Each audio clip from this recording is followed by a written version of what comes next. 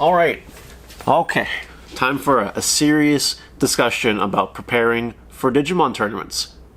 Let's be real, it's not like there's a lot of tournaments right now to prepare for anyway. However, some people are playing in all the Bandai tournaments and the PPG tournaments and other random tournaments, right? So I think this is perfectly valid to discuss now before things get even more exciting as, COVID starts to hopefully die down. Hopefully. Frig, it's been too long. It's been too long. Now, I come at this with no real credentials. I came 12th at the Bandai tournament in December with Blue Omnimon, and before that, I played lots of Yu-Gi-Oh! I have lots of top 8s. At regionals. That's just kind of how it is. So I'm going to share my process on how I like to prepare for bigger tournaments, and hopefully you guys find this informative and take something out of it. Maybe get a few laughs out of the way because, I'm hilarious. I'm a funny person. The first step is to make sure you have a testing group. You can play with yourself, but it's much better to play with others. God. While playing with yourself is really fun, and you can get a lot accomplished, and you can feel really good about yourself, you really do need to play with others to see how you compare and how you match up. Also, having people on the same wavelength as you who take this as seriously as you do, you need to have those people around you because it'll build all of you to become a much stronger foundation and better players. We actually live in an era now, funny enough, where if you don't live in a local environment that thrives at competition and you want to up your game a little bit, you have the opportunity to message other people, and potentially play with people that will give you a challenge. For example, if I wanted to play test with someone else not in Belleville that takes the game seriously, like True Champion Steven. Let's say I message True Champ, be like, hey, yo, let's throw down some hands. Let's see, let's play. I have the option of doing that because we live in an online society where this is much more normal now. It's not completely weird, and, sometimes it's nice to play with other people and just see where you fit. True Champion Steven being an example that came off the top of my head because he actually takes the game seriously, and those are the kind of people I want to play test with because I know I'll get maximum value out of my play testing. Fortunately, I live in a community where there's a few of us that, actually want to do well at life. Card games. I guess life. So it's not a big deal. I'm not really hurting for a competitive edge, but for the people that really want to get more competitive, well, you're watching this video, that's a great start, right? Number 2 is making sure that you have all the tools available that you need in order to playtest properly. What does that mean? Well, I'll show you what I mean here. So I have, Red Omnimon right here.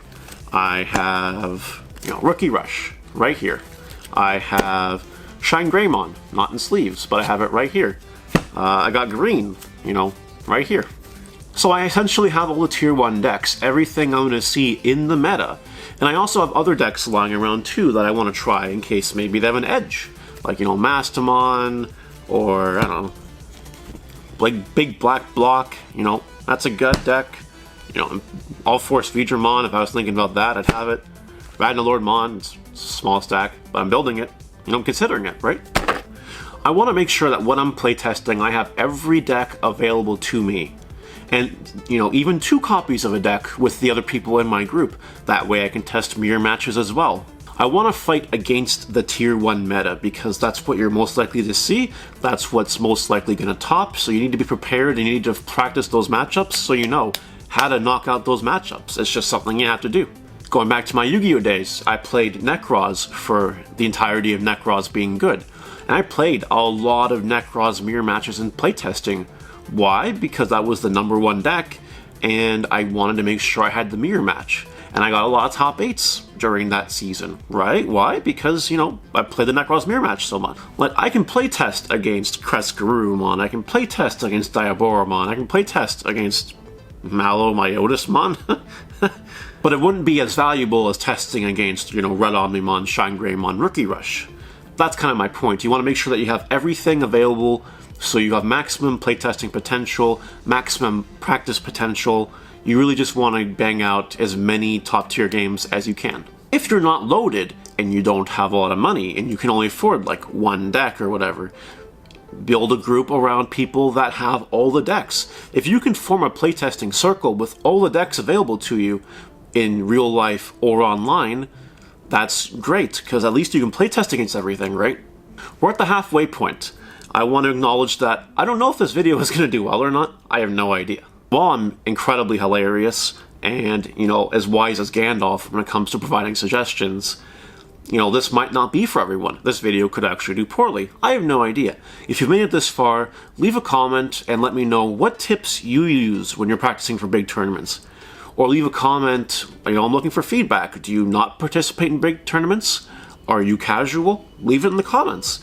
That would be really cool. I just want to see the comment section lit up with all sorts of feedback, analysis, opinions, funny things. I like funny things. Number 3, you gotta put in the time. You have to put in the time. Back when I didn't have a life, when I worked one full-time job and was playing Yu-Gi-Oh!, I playtested like 30 hours a week. Like almost, I kid you not. Between, 2 locals a week and playtesting, almost 30 hours of the week, sometimes more if there's a regionals or something, gone. I just wanted to get my practice in. I wanted to become better at the game. And the way to do that is by playing the game, practicing what you learn, and all of that fun stuff. The Bandai tournament I came 12th place in. I didn't listen to my own advice. I only practiced for like 6 hours, 7 hours, and it was a train wreck. I came 12th. The reasoning behind it was, at the last minute, I had the Saturday free so I could playtest in the tournament. I'm not playing Digimon competitively right now. I just don't have the time. I'm working 80 hours a week trying to make the time. I'm hoping that May is when I take this game seriously. And if it is true, and May is the month, it's going to be 20 hours a week of playtesting, and maybe a little bit more if there's a big tournament that I want to actually participate in. So just take that as you will. Time is very important. Just as a follow-up on that subject, call it point 3.5 if you want to. I really like driving. I really like going on road trips. I loved the excuse to go to an away tournament that was a few hours away, especially if it was a place I've never seen before. That was one of the main reasons I wanted to do Yu-Gi-Oh! Tournaments in the first place, and tournaments for other games for that matter just never came out as often.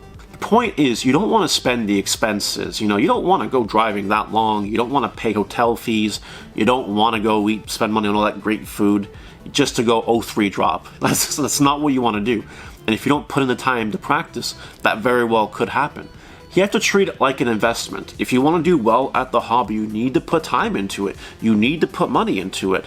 I wouldn't dare play in a Tier 1 tournament with people playing Tier 1 decks for real prizes, going with a Tier 3 scrubby deck. Never.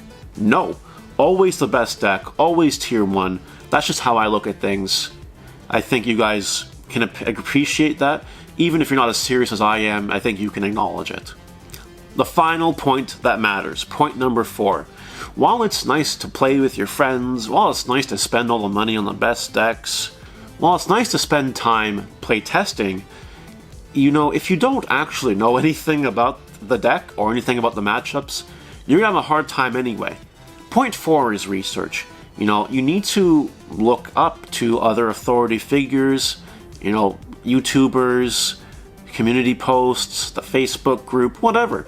You need to research. You need to learn for the combos. You need to know how to maximize your Rookie Rush deck, right? You want to know how to play it optimally. You want to know how to do it with Shine Greymon. You want to realize, you want to research. Maybe you are smart enough to be one of those people that figure it out on your own, and that's kudos to you. I know that I'm one of those people that can kind of just piece things together, so I don't need to do as much research. But if I'm lacking in an area and I feel like I can improve, I'm definitely going to hit up YouTube. I'm going to see who else has played with the deck, who else has had success with the deck, and see if they have anything to say that I haven't thought of. And a lot of people who are looking to get into the game for the first time, as more and more people join the game, right? You're not going to be able to just will knowledge into your existence, for the most part. You will actually have to research, look things up, look at deck profiles, get inspiration, learn the combos. You're not going to see everything on your own. So you want to make sure that you learn how to play the game and you learn how to play your deck and do as much research as it takes. Real life example, I don't normally just buy stocks randomly. I want to learn everything I can about the company, read their financial statements, look at their annual reports and see how they're doing. Look at the news, see what's going on recently with the company before I make an educated decision. Do I want to buy into this company?